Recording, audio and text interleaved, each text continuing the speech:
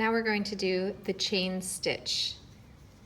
If you are comparing your embroidery notes with your grandmother, she will disagree with you how you do the chain stitch, but we're going to do a modern way. Where we start, I'll start down here so it makes sense. I'll keep going in a line. So I've got green thread happening now. I'm just going to make a small little stitch here. And this will be the starting point for my chain stitch. Okay, so I have a little starting point here. I'm going to come up down here a little bit and use this to go through to create a sort of chain link feeling. So I've come out of here. I'm going to go through my little anchor here. Now I pulled it a little tight. You want to keep it a little loose to just go through, not go through the fabric. You're just going through your anchor right here, and then go back down basically right where you came out the first time. Let's see how it looks. So you've got a little chain link there. Now again, you're going to use this point as your anchor. Come up here, go through here, and go back down. And you can see I'll keep it kind of loose so you can keep seeing my chain. Can you see that okay? And you can decide how tight you want your chain to be or not. So when I just pulled it a little bit tight when I pulled here. So okay, so I came up here.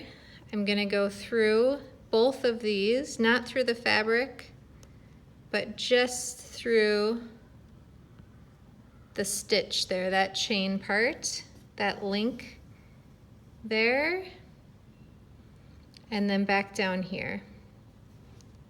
Very close to, if not the same hole where you poked through. Oop. So there we have a chain happening. Do you see it? Again, I'll go down the length of a stitch, come out, go through my chain link there. Oop, I've got a funny thread happening. I don't know where that's coming from. Sometimes on the back side, you'll get like this part will pull through and then you can pull it back. But it looks like this is a loose stitch from this chain.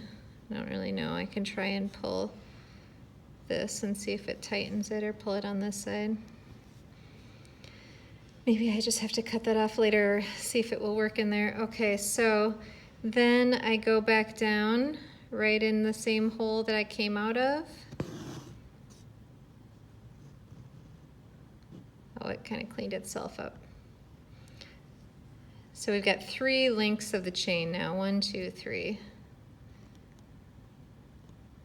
Come up again. Go through, just for consistency, I've always gone through the same way. And then back down in. And I feel like I've kind of pulled mine a little tight as I'm going. It's better if I am not pulling it so tight. I'll do one more.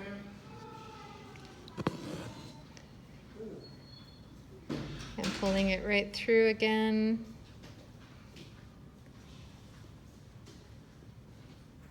And then right back down where I came out. So you can do some lovely decorative work with the chain stitch.